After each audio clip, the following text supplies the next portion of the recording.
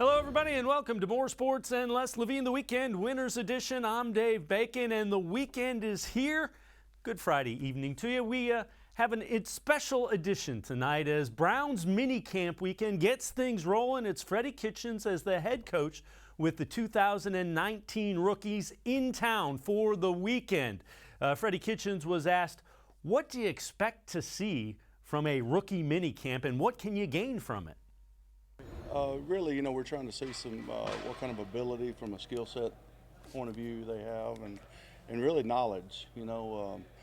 This is not a physical camp, so you're trying to get knowledge and see what they can retain from the meeting room to the practice field.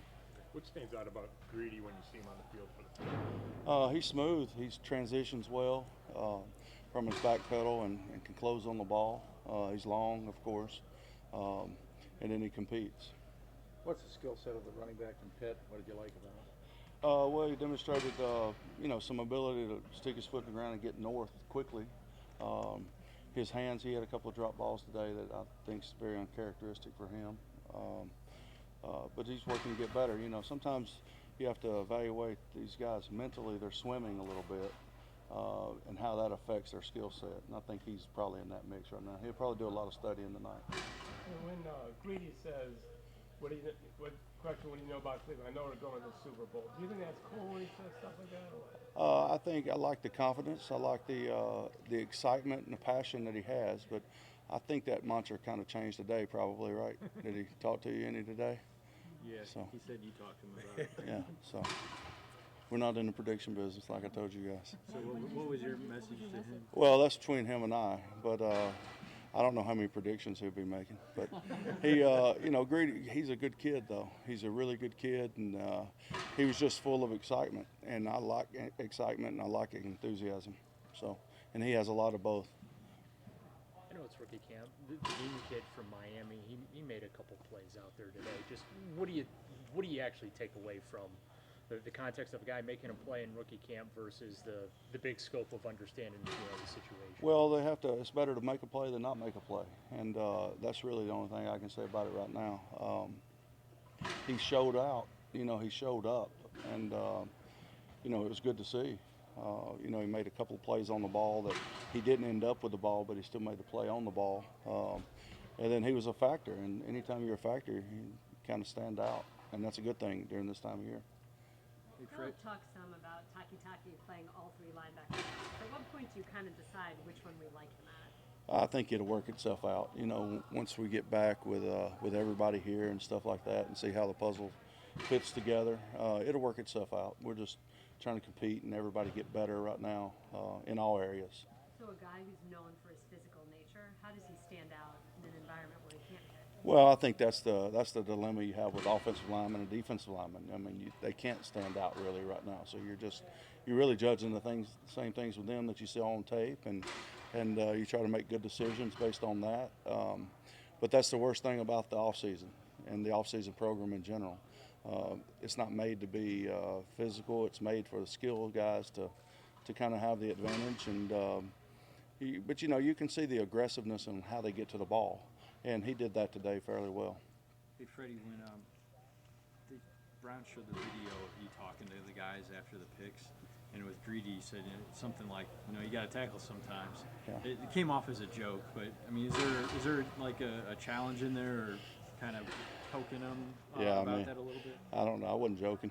I mean, he's going to have to tackle some. So when the ball gets out on the edge, we're not going to let him go. So, I don't have a problem. Greedy is going to tackle, and he wants to tackle. He's a willing tackler. That may not all been on tape as an example, but peer pressure gets to him sometimes and gets to our players. And if we have the leaders that I think we have, then he'll tackle. Over the course of the spring, including when the veterans are in for spring practice, how much are you going to be able to conclude about your team? Or do you almost file and forget when you go into training camp? It's a brand new thing. Well, I think every segment, you're not really starting over, but you're seeing how much you can retain. But we're not going to find out anything about our team until we hit some adversity. And once we hit some adversity, which is going to happen, I don't know. You try to create it during training camp, and I don't know how much you can relative to how the season unfolds. but we're going to hit some adversity at some point, and then we'll find out what kind of team we have, and not until then. Freddie, Webster Slaughter mentioned that he was here and he talked to the team a little bit, and some of the other guys did. You were a Browns fan. Why did you bring in a guy like Webster, and what's it like to have him, somebody like that? Well, we had a lot of those guys around. We had Webster, Bernie, Mr. Brown. A lot of those guys were here. Ernest Bonner, Mac, all those guys were here last night, and they had dinner with our rookies, and we wanted them to see. John and I wanted them to see what it was to be a Cleveland Brown and what it meant to the city, and take it from an experience that somebody had already had. And I think it went really well. Mm-hmm. On that, did you find Jim Brown, even at 82, is just captivating when he speaks in front of a group? I always I cherish my time that I have around him, that I've had around him for the past year. And that's 83, he'll tell you that too. So, but I cherish that time around him, because you know what he went through in life and in the game of football. I mean, of course, what he means to the city of Cleveland and the Cleveland Brown organization speaks for itself. But, he's seen a lot in his time. If you think about 83 years, that covers a lot of history in the country, good and bad. And it's just good to have a resource like that to lean on and talk to, and just to be around and know what he's went through. Freddie, do you share the history of this team and this program, what it's gone through when you have these rookies that come in that probably don't know much about the Browns other than maybe what happened the last 2 or 3 years? Well, definitely with the rookies, and we even did it with the veterans. Our first team meeting, we showed them a video of what the Browns meant to the city and what the Browns mean, to the NFL in general. And some of the good times that Cleveland's had in the past. When you talk about, 3 AFC championships in the 80s, just knowing what those guys went through to get there, hopefully our guys can feed off of that some. And I know it doesn't hurt to be able to communicate with those guys and to show them what could happen, the potential of happening. Freddie Kitchens, Browns head coach, going about the beginning of building the 2019 Cleveland Browns with the first of 3 days of rookie minicamp, as that's going out in Berea this weekend. We're going to step aside and take a quick timeout. When we return, we'll hear from the top pick of the Browns, Greedy Williams. Browns traded up in the second round to get him. We'll hear from Greedy when we return. More sports and less Levine, the Weekend Winners Edition. We'll be right back.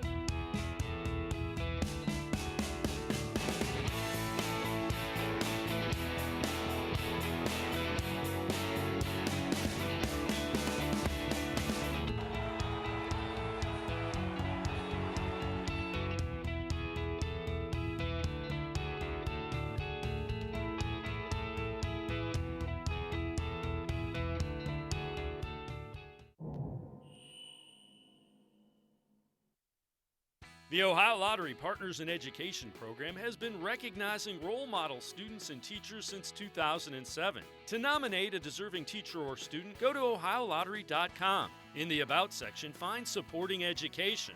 There, you can nominate students in kindergarten through 12th grade as academic all-stars. Teachers can be honored as the Teacher of the Month. Every school that participates is eligible for the School of the Year. The Ohio Lottery Partners in Education, where stars shine.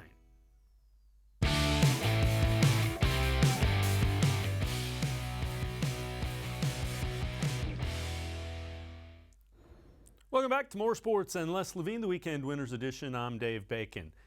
Greedy Williams was projected by most to be a first-round draft pick in the NFL draft last week. He slid into the second round, ranked as one of the best cover corners in the draft. John Dorsey liked him enough to trade up a few spots and grab him with the Browns pick in the second round of the draft. In the initial conference call, Greedy Williams mentioned Browns and Super Bowl together. He was asked about that and what exactly his expectations are of himself for the upcoming season. Greedy, what are your expectations? Can you start as a rookie? Right now I'm just focusing on learning the playbook, getting everything, getting the base defense down, and just coming in, ready to compete for a spot. So, my chances is where I take them. So that's where I'm at. Did you get what was the reaction when you say, well, the Browns are going to the Super Bowl? That was just, excitement that day. I was excited, know what we had. So, right now I'm at work, so I'm definitely learning the playbook, coming in, ready to work, and, hopefully, everybody working towards their goals. So that's one of our goals. But you're not taking that back, are you? I mean, that's what I said. Like I said, we got to all come in here and work and, show, we want a team, that got that chance to go to that Super Bowl. Did Freddie Kitchens or John Dorsey talk to you about that excitement yesterday and say maybe kind of bottle it up for now? They told me, just come in, study, and, work hard, and once I get on that road, get trust of my teammates, and once I get on that road, everybody, fall in, and, hopefully we would be one of those Super Bowl caliber teams. They did talk about that topic. Yeah. Greedy, what's this last week been like for you? It's been great, man. Getting drafted, one of my dreams come true. And now I'm here in Cleveland, great people. Like I was telling them yesterday, when I first stepped in the facility, man, I kind of felt like home. That was my first time, just stepping somewhere new and feel like home. So, definitely all the fans, and the coaching staff and the players, just, welcome me here. It's a great thing. When we talked to you on the phone, I don't think we really talked to you about being in Nashville. Can you tell us, what was that like? Was that kind of hard to take when you went to the draft but didn't get called in the first round? Me and my partner, we Devin White, he was like, I was like, so everybody at the draft get drafted, right? He was like, no, like a couple people didn't get drafted last year, so I'm like, oh my God. So, but it was nice, just me and my family there. I really went, just to get my family experience of the draft. But, after the first day, my name didn't get called. I was still, had high energy, happy, and told my mom, let's just go back home and do it with my other family. And I told her, day 2 coming up, and I got that call from the Browns. It was probably one of the best experiences of my life. You said you were at a hotel with the family party? Yeah, we was at a hotel. At a Holiday Inn? Holiday Inn. What was it like scrambling to get there with everybody? So we get off the plane at about like 5:15, and the draft come on at 6. So I left my bags at the airport. My dad and his wife, took me down there, and I sat down, and waited. And as I was sitting down, more people just started coming in. So we made it on time, and it was a great experience. So how many days did you spend in Nashville? Did you get there on a Wednesday or before Wednesday? I got there on Thursday, so 2 days. Just the day. day of? Yeah, day. No, I got there Thursday, yeah. Because Thursday was first round. So the first round was Friday. no, Thursday was. Thursday. Oh, so I got there Tuesday. Okay. I got there Tuesday. Yeah. So they had a bunch of activities for you guys? Yeah, we was going and just talk to the people who wanted to us to promote their brand, and basically just shaking hands, getting in front of great endorsement people and things like that. Does that stick in your craw that you weren't taken on Thursday night? Do you expect that to motivate you or drive you in any way? No, I feel like God got a place for everybody, and my place when I'm going in the first round, my place here was like to be in the land, and come build with a great team, great coaching staff, and I'm just like happy to be here, ready to get to work with the vets, and hopefully we going where we supposed to go. How often do you hear you look like Chris Ryan? Actually, I was looking at the comments when they posted a video, and a lot of people were saying he looked like a younger Chris Rock. So my response to that is I tell people like that's my father. Yeah. Did you see the video of OBJ screaming into the phone, greedy? Like, how well do you know those guys, and is that a comfort level for you here? Like at LSU, we always bond on brotherhood. So as me coming in the league, they welcome me. We got a welcoming called NFL LSU. It's like a fraternity. And with me coming, join this team, he was excited. Jarvis Lambs was excited. So, those guys like texting and calling me and letting me know like, hey, baby, you at the land. You about to get the best work. You know, it's up from here. So, you know, I'm just, you know, grateful, like I said, to be a part of this team, man. You mentioned that when you stepped here, it felt like home. Right. Do you think having those guys and that sense of familiarity is helping you adjust? I kind of adjusted fast, you know, just not with them, you know, just like being around the other guys who here with me. So, you know, we all, you know, kind of like clicked, like bonded quick. And, you know, so like those guys like OBJ and Juice, you know, they're going to show me like, you know, the different ways around this facility and stuff like that. But as far as my class, I feel like, you know, we all bonded together and I think we all adjust well. Freddie, can you talk about this notion that, you know, you didn't tackle well and that you didn't have enough physicality and that's maybe why you slipped in the draft? Can you just address that whole issue? My approach to that is just like, you know, at LSU, my assignment was to play man-to-man, and, you know, that's what I did. You know, I really couldn't show off my tackling ability. And, you know, I saw the press conference with John Dorsey said, you know, we just need this guy to get somebody down. And, you know, that's me. Like, I'm more than, you know, just getting somebody down. You know, I'm, like, tackling, you know, hitting, you know, whatever they need me to do, I'm here to do it. And, like I said, you know, John Dorsey said it the best, you know, he got to cover some people in this league, and you know that's you know, one of the main reasons they brought me to this team. How did the coaches react, the LSU coaches, when you didn't play in the Fiesta Bowl? Did they try to talk you out of it, or did they understand? So I had a meeting with Coach O like 3 weeks before the Fiesta Bowl, just before they get somebody in my place, you know. So me and my family met with Coach O. You know, he was cool with it. My position coach I already knew, so he was just like telling us to go meet with Coach O, and you know.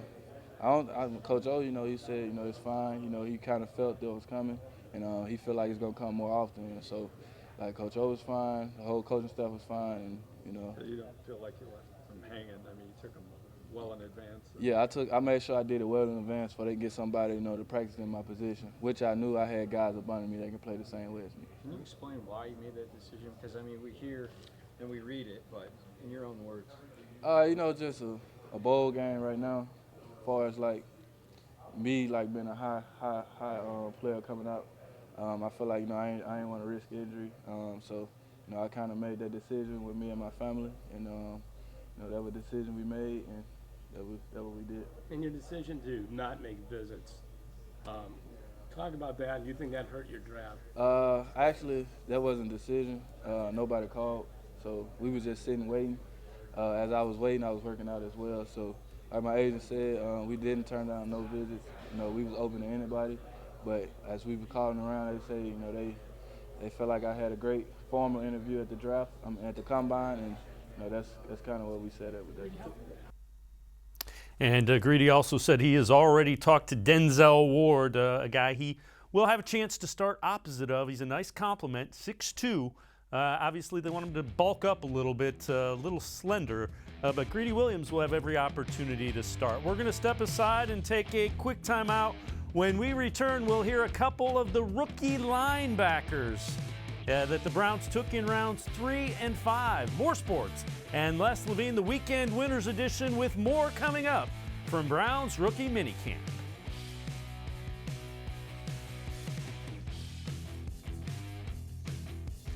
When my dad started Nature Stone right here in Northeast Ohio, he created a solution for age-old concrete problems: unevenness, cracking, pitting, and more. Nature Stone solves all of these problems in garages, basements, and outdoor spaces. Nature Stone is beautiful, environmentally friendly, and always affordable. Plus, Nature Stone is backed by Russell's Promise, our true unconditional warranty. Get Nature Stone installed in your home by the end of May and get up to half off. Schedule your free in-home estimate easily online today. It's not just a floor. Wow, it's Nature Stone. There are tastes we remember. Every smell brings the happiness of times gone by. Experience this every time you walk into Gallucci's Italian Foods. Whether you need lunch on the go, a catered party, or that perfect blend of wine, meats, and cheeses, Gallucci's has exactly what you're looking for. Straight from Mama's Kitchen, for old world traditions or original experiences. From the tastes you remember to new flavors you'll never forget. Gallucci's is a tasty branch of your family tree. When it comes to selling you a mattress, most retailers are handing you a long line of extra steps that drive up costs and create confusion. At the Original Mattress Factory, we simplify the mattress shopping experience by building mattresses and box springs in our own local factories and selling them direct to you. It's short, sweet, and simply makes sense. So experience more than just the mattress store. Experience an original, the Original Mattress Factory.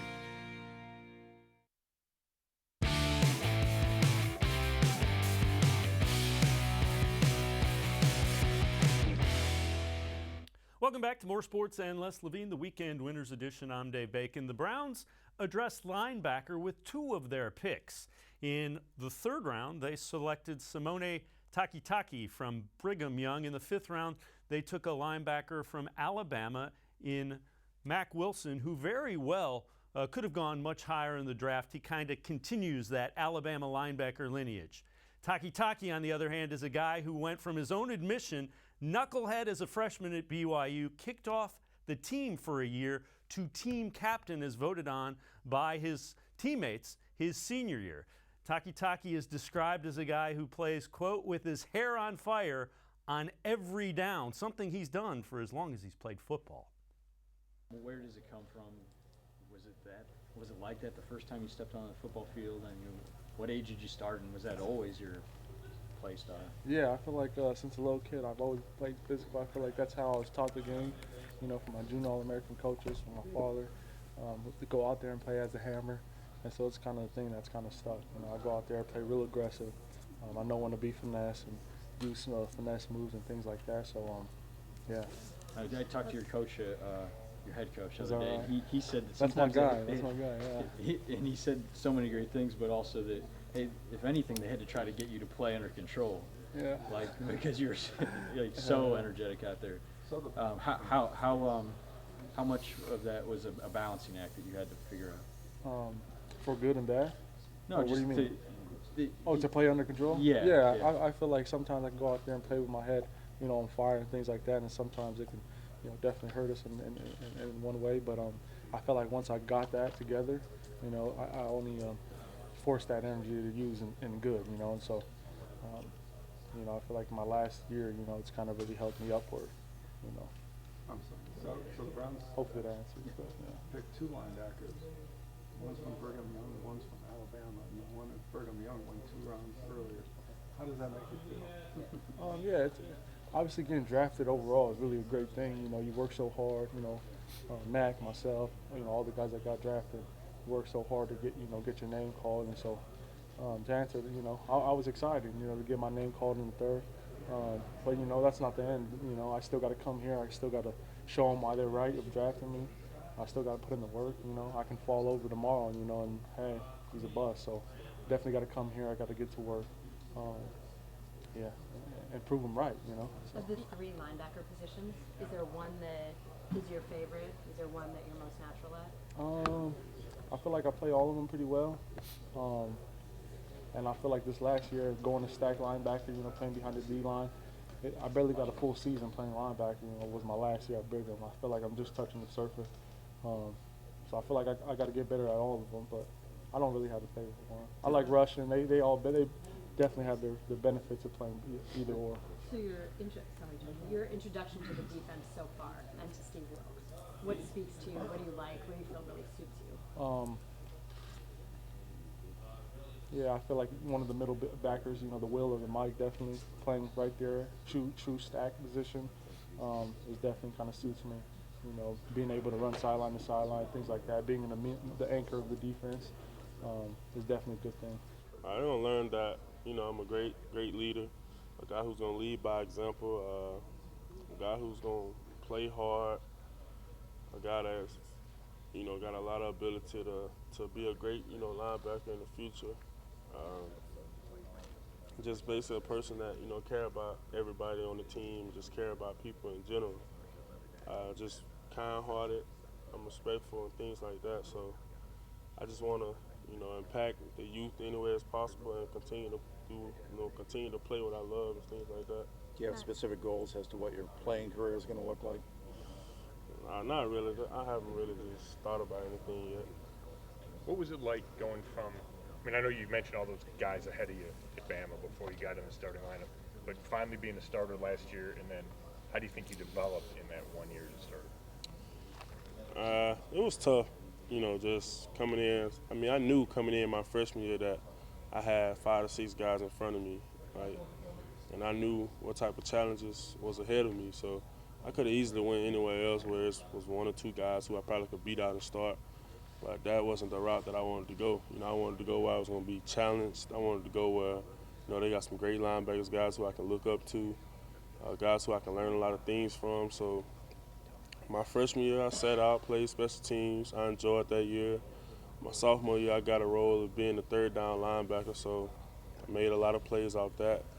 And my junior year, that's when I started. So I feel like I was well prepared for it. It was fun, and when you look at, how many games I've started, it's probably like 16 or 17. And you look at guys like Ruben, Rolando McClain, Dante Hightower, they got 36, 37. So I really didn't have too much experience as a starter, but I was willing to accept the challenge, basically. Do starters at Alabama play in special teams? Sometimes, depends on, how everything's looking. If the young guys stepped up. Last year, I didn't play. I probably just played punt. I didn't play like a lot of special teams. Look at Ohio and Alabama. A lot of people from Ohio have never been to Alabama, myself included. A lot of people from Alabama have never been to Ohio. Does this seem like a foreign country to you, or what are your impressions of Ohio?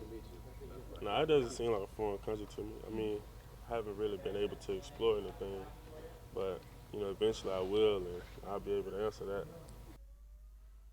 Mack Wilson from Alabama, playing linebacker for Nick Saban, gets ready to play linebacker in the NFL. We're going to step aside and take another timeout. When we return, we will hear from Sheldrick Redwine from the U, a safety that the Browns brought in. And we'll go head back to Browns Minicamp on this special edition of More Sports and Less Levine, the edition of More Sports and Less Weekend Winners Edition. Stay with us.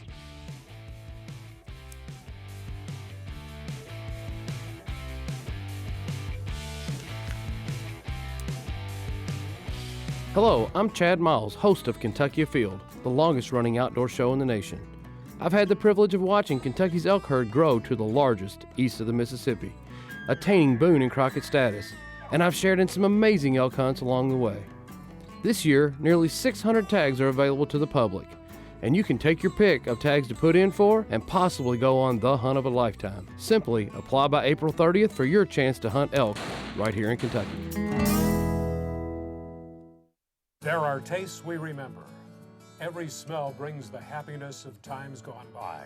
Experience this every time you walk into Gallucci's Italian Foods. Whether you need lunch on the go, a catered party, or that perfect blend of wine, meats, and cheeses, Gallucci's has exactly what you're looking for. Straight from Mama's Kitchen for old world traditions or original experiences. From the tastes you remember to new flavors you'll never forget. Gallucci's is a tasty branch of your family tree. When it comes to selling you a mattress, most retailers are handing you a long line of extra steps that drive up costs and create confusion. At the Original Mattress Factory, we simplify the mattress shopping experience by building mattresses and box springs in our own local factories and selling them direct to you. It's short, sweet, and simply makes sense. So experience more than just a mattress store. Experience an original, the Original Mattress Factory.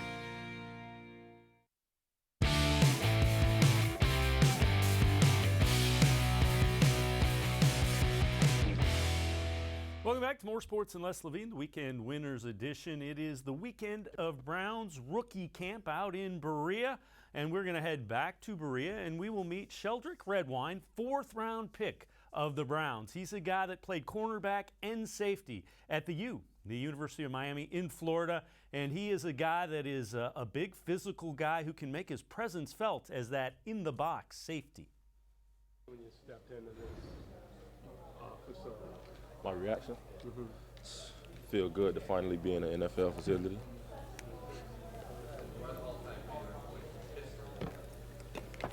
What about when you found out you were coming to the situation and how do you look at it? Excitement, excuse me. As soon as I got the call, it was like a big relief, in my heart, really. It's, just the excitement of feeling my phone vibrate, answering it and hearing Mr. Dorsey on the other side, it's a feeling you really can't explain. There's an opportunity here. How do you approach it? When you look at this, what do you want to see from yourself? Just challenging myself, pushing myself to the heights that I know I can go to, approaching every day the same, being the same guy every day I wake up, being consistent. So everybody's starting to steal the turnover chain from you guys. Who came up with that down there, and how much of that is a motivator, or was that for a motivator for you guys? I think it was Coach Diaz and Coach Banda, and they had help from like some alumni with just coming up with the concept of finding something to give us like another incentive. And what was the other question you asked? How much of a motivator was it for you guys? Like, I mean, you wanted to get it on your... It was definitely a motivator. The first year it came out, I think we were like #1 in Power 5 in turnovers, like #2 in like all the college or something like that. But definitely, just seeing that, he brought it out the first game, in our team meeting, showing everybody what it's going to be. Everybody just started laughing, just excitement. But it gives you like a little extra drive, It's one of those things where you see the ball now, you got to get it. It's always stuck in the back of your head, really. There's such a great legacy of defensive backs from the U. What's it mean to you to have that opportunity to continue it in the NFL here? Well, it means a lot. Some of the names of those guys, Ed Reed, Deshaun Taylor, it's a legacy you have to live up to. I taught Ed Reed for a little bit. He's a great mentor to me. We wish them congratulations when they put him in the Hall of Fame. But just being in on the level that those guys used to be at, it's a great opportunity for me, to start my own legacy. What advice you get from Ed? From Ed? Yeah. Stay in the playbook. He broke football down to a science. Sitting down with me, breaking up film with me. He's a great guy. Wise beyond his years. So just regular talk with him. Just staying aggressive, all that type of stuff. He came to a couple of our games too. Talked to him for a while after our games, like on the sidelines and stuff. Red wine, along with the linebackers Wilson and Taki, should help improve the Browns' special teams dramatically pretty quickly. Well, it's time for our weekly dose of Maction Mac Tracks. This week, Heather Klatt has some of the spring sports profiled in our Mac Tracks.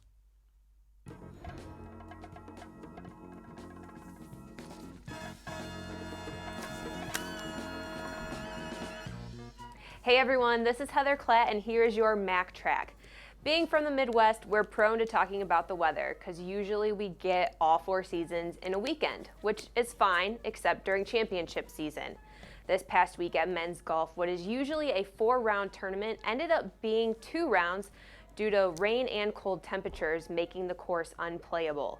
Kent State and Eastern Michigan shared the 2019 title after posting 581 in the 36-hole championship. This is the 3rd banner for the Eagles, while Kent State claimed their 26th. Individually, Toledo's Duncan McNeil captured medalist honors, becoming the 5th Rocket to accomplish the feat. Women's tennis, on the other hand, was able to take their action inside for the 3-day tournament. Top seed Miami won the 2019 title in a 4-3 victory over number 2 Akron. The Redhawks earned their 6th NCAA tournament bid in program history and will take on Vanderbilt in the first round today down in Nashville. Heading into the final week of the regular season, here is where the softball field stands. Keep in mind the top 8 teams make it to the 2019 tournament, which starts next Wednesday, May 8th at Firestone Stadium in Akron. Watch out on Twitter at Max Sports for the official bracket, which you can expect to see on Saturday evening. In just 3 weeks, we'll be over at Springer Stadium for the 2019 MAC baseball tournament. Over the weekend, Ball State moved to the top of the conference standings with a 12-4 record, followed by the Chippewas of Central Michigan at 13-5, and Miami rounding out the top 3 at 12-6. The top 6 teams will earn a trip to Avon for the tournament starting on May 22nd. If you thought you've seen the last of college hoops until November, think again. The MAC team of Taylor Pearsons, Larry Austin Jr., Jalen Stanford, and Jalen Walker will be playing in the USA Basketball 3x3 National Championship this weekend in Las Vegas. It's been a while since we've had a Tweet of the Week, but we're back thanks to the NFL Draft and Colin Dunlap, courtesy of Ethan Slike. The Steelers are MAC East. Of the 9 student athletes drafted, Pittsburgh selected 3, Tampa Bay and Houston each took 2, and Oakland and Green Bay each landed 1. There are 21 other former MAC student athletes that signed as free agents or were invited to Minicamp. You can check our website, getsomeaction.com, for a breakdown of who went where. As the 2018-19 athletic season winds down, we want to take a minute to congratulate all the student athletes who will be graduating within the next few weeks. Thank you for everything you've done for MACtion throughout your athletic career, whether it was for your undergrad or graduate studies. We appreciate all you have sacrificed for your sport and wish you nothing but the best in this next chapter of your lives. Be sure to follow us on all of our social media platforms next week, as we will be out of the office for our softball tournament and outdoor track and field championships. Information on those can be found at our website. Have a great week, guys.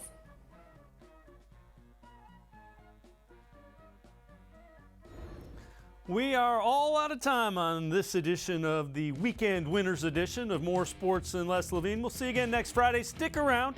A special edition of the High School Sports Insider with OHSAA Executive Director Jerry Snodgrass on the other side of break. Have a great weekend, everyone.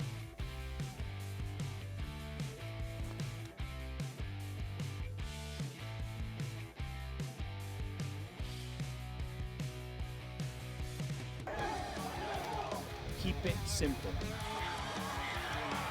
Leaders lead. Leaders lead.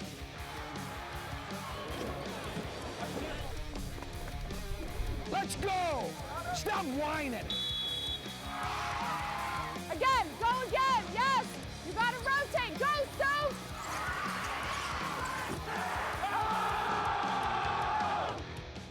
The High School Sports Insider is brought to you by Cuyahoga Community College, where futures begin. By the Ohio Lottery Partners in Education, where stars shine. By Spectrum News 1, always Ohio, always refreshing, always on, exclusively on Spectrum. By Dominion East Ohio, Dominion, it all starts here. And by Classic Teleproductions. Hello, everybody, and welcome to a special edition of the High School Sports Insider from the OHSAA headquarters in Columbus. We're pleased to be joined by Executive Director Jerry Snodgrass. Jerry, as always, we appreciate the time. Let's talk, I know the spring sports tournaments are getting ready to start in a couple of weeks, but let's talk about the venue selection, specifically some things that are in the news with wrestling and girls basketball. First of all, what goes into selecting a state championship venue? And it's not just as simple as, hey, we want it here, let's go there. That's correct. I mean, one thing about the state of Ohio, we have a very unique shape in which Columbus being the geographic center, and certainly makes it easy to think that everything should be in Columbus. But, you know, number one, whether people want to hear it or not, we are a business. We can't just go to venues that are outrageously expensive, but at the same time, those venues that we are able to put our tournaments on, they have expenses, they have costs, you know, and they're not going to give them up, even though we'd like them to do that. So, you know, cost is a factor in what we pick. Certainly geographically, we would like to stay in the center of the state, making it a little bit more convenient for everyone. But those facilities, whether it's the Schottenstein Center, whether it's Ohio Stadium, whether it's venues in other cities, are not always available to us at the schedule that we would like them. So that forces us to go other places. So it's very wide open, and a lot of variables play into that. And also available dates play into it, which you had to move wrestling that will overlap to a Sunday.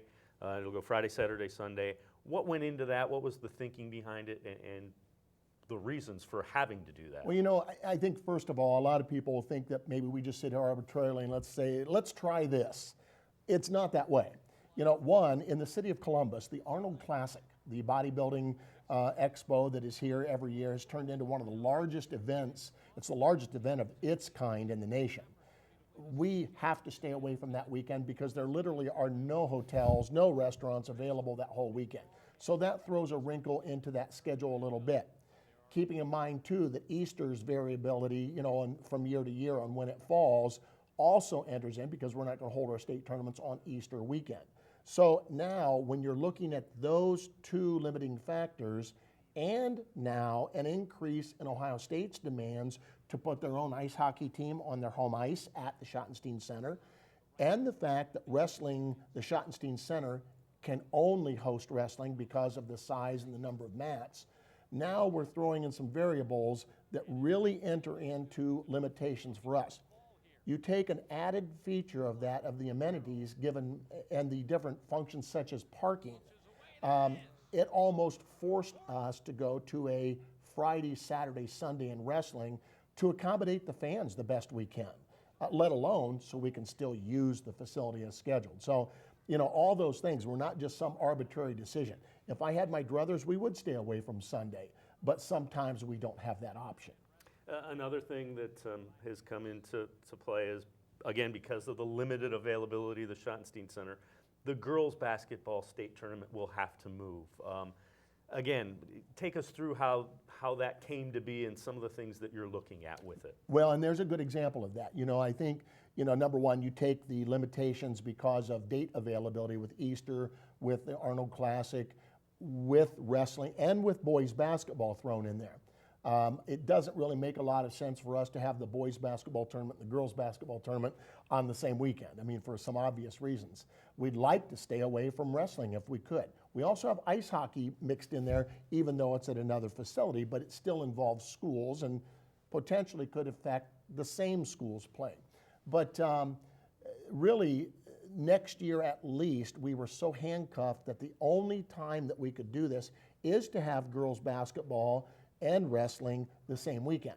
Well, with wrestling only being able to be held at the Schottenstein Center, then now we're forced to take girls basketball to one of two other venues, either the St. John Arena or the new Covelli Center. And we're in that process right now of what fits best.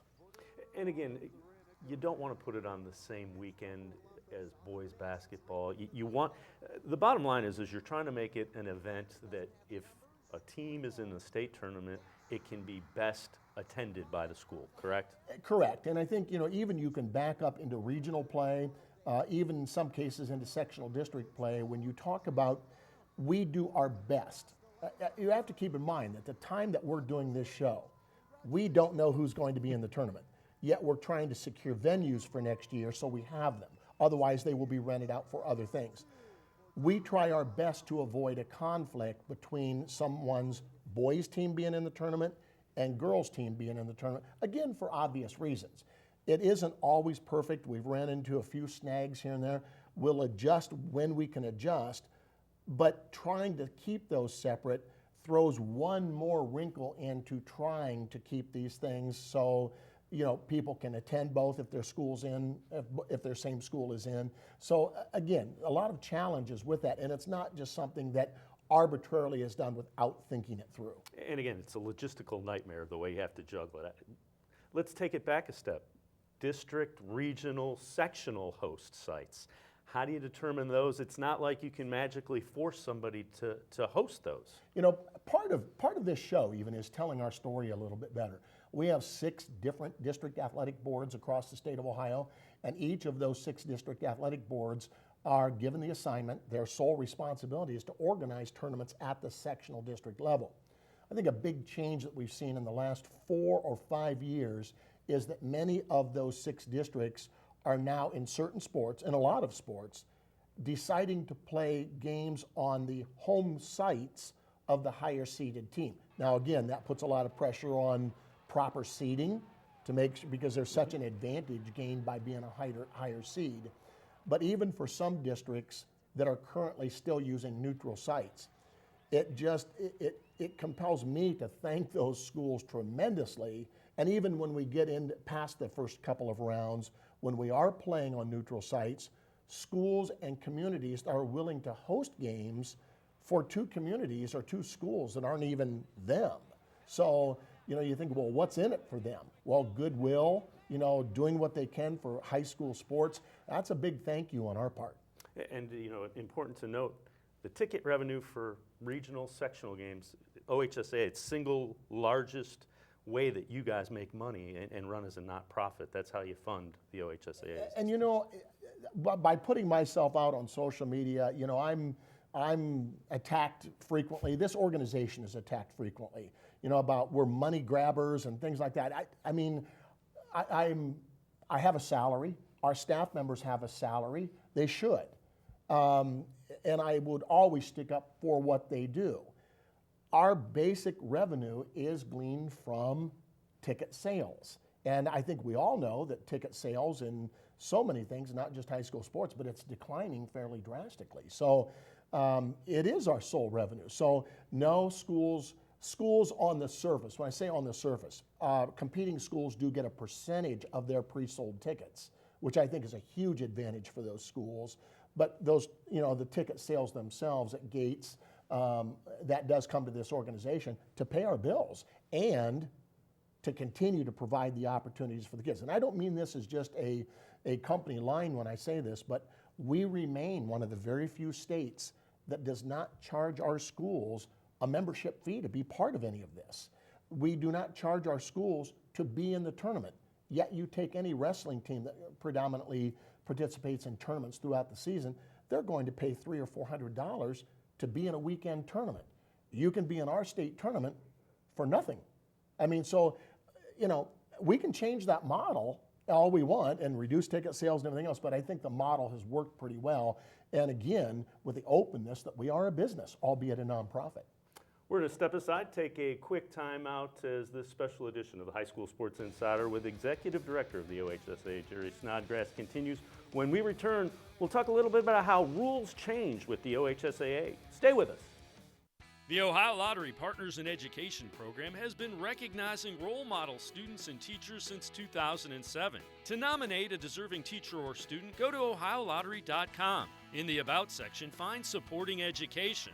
There, you can nominate students in kindergarten through 12th grade as academic all-stars. Teachers can be honored as the Teacher of the Month. Every school that participates is eligible for the School of the Year. The Ohio Lottery Partners in Education, where stars shine.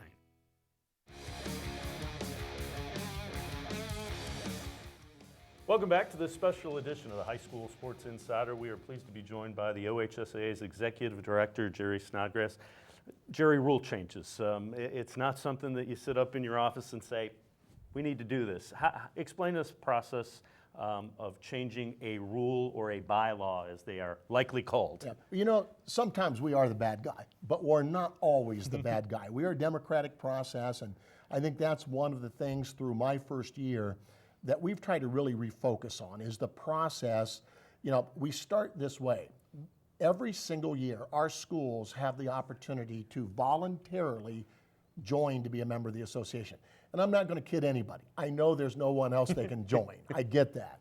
But at the same time, we often say that when they join, they're agreeing to follow all of the rules that, by the way, they are creating. And sometimes when I say that, they'll give me a funny look. But so if you don't, the logical question, what if we don't like the rules? Then let's change them. We are democratic from the standpoint that there's a process to change, and also, if it's a majority vote when they vote on them, we will change it, even if I don't like it. So we're focusing right now on bylaw and constitution changes on how we conduct our business. And we have 24, I believe it is, proposals out there right now, 24 altogether, counting junior high proposals, of rule changes. Now, some of them are insignificant. They're just language changes, but we do have to put them in front. I mean, we're so precise that we must do that. But those changes come about from principals recommending them. Our elected Board of Representatives will do that, our Board of Directors. So any of these potential changes must be approved by our Board of Directors, who are elected by the membership, and then go out to the public, or go out to our schools, I should say, for voting, and a majority vote will decide whether they're enacted or not. Are there a lot of them that go through and get passed, and is that something that you want to do? You want to update them? You want to modernize them? And we're actually required, by rule to go out and present these, and we have a pretty good, we actually have some, we've conducted, I believe, 5 of them to date. But that's one of the biggest things is many of our rules, we're a 114 or 15-year-old organization. Many of our rules were created so far back, everything from the sports that we adopt, the number of divisions.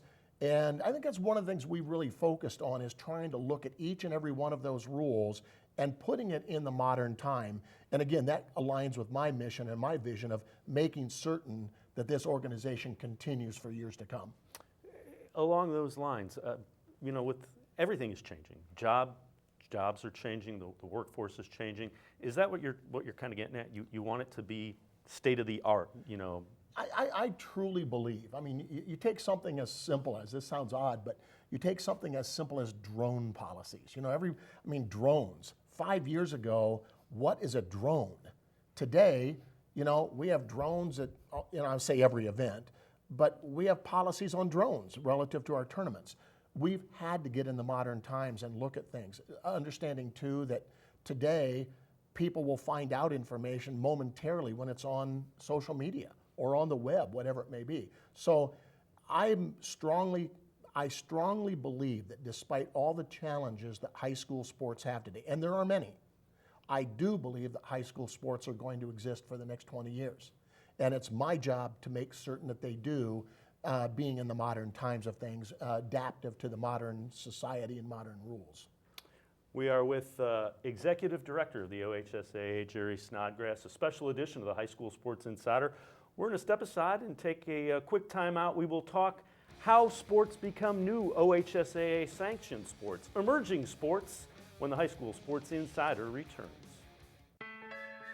Before I decided to go back to Tri-C to become a nurse, I was a stay-at-home mom. Absolutely wanted to be a pediatric nurse. I love taking care of kids. If you're thinking about changing your career or changing your path, go to Cuyahoga Community College. I feel like I'm in a great place in my life. I have 3 great kids. I have a great job that I love. I could not have done it without Tri-C. My name is Diana Geary. I earned my nursing degree from Cuyahoga Community College.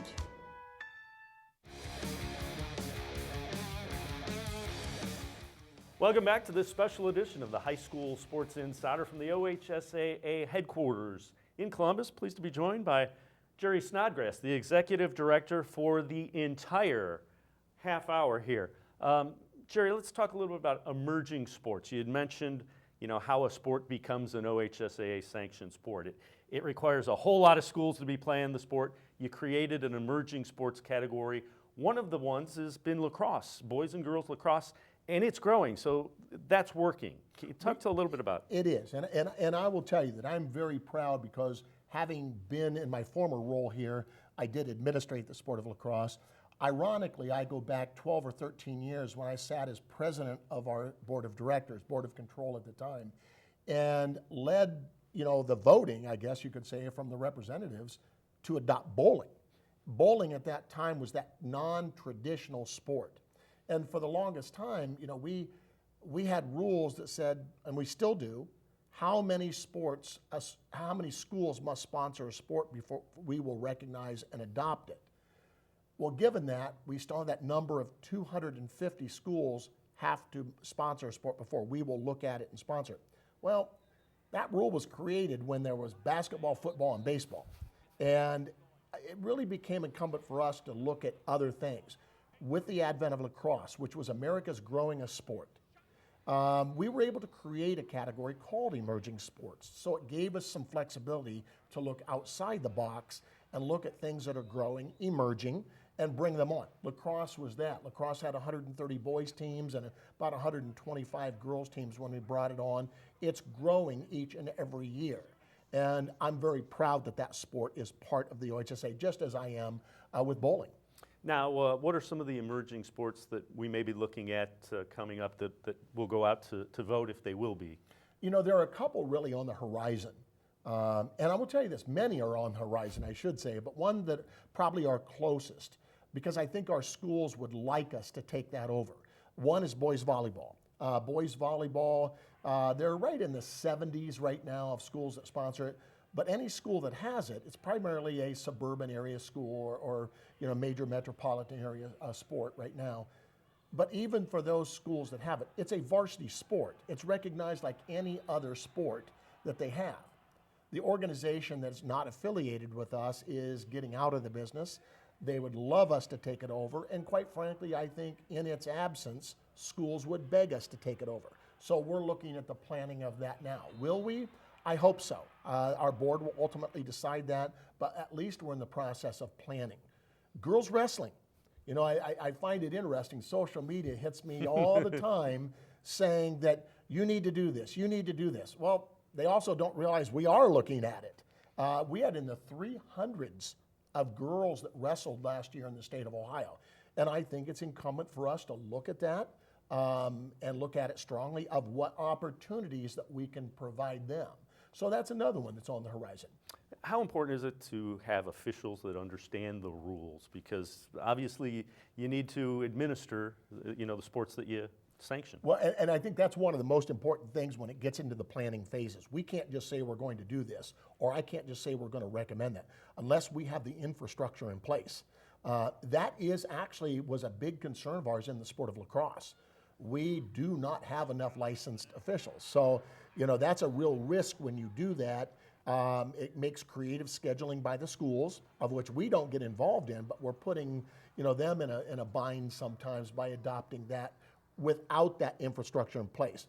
But that is important. Boys volleyball, it's a different season. It's the same licensure for girls. So that opens the door a little bit easier there.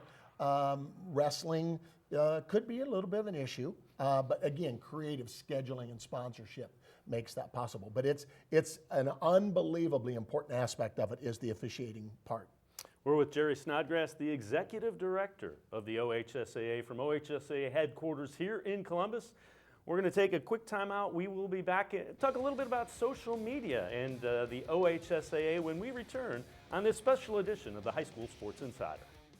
The Ohio Lottery Partners in Education program has been recognizing role model students and teachers since 2007. To nominate a deserving teacher or student, go to ohiolottery.com. In the About section, find Supporting Education. There, you can nominate students in kindergarten through 12th grade as academic all-stars. Teachers can be honored as the Teacher of the Month. Every school that participates is eligible for the School of the Year. The Ohio Lottery Partners in Education, where stars shine.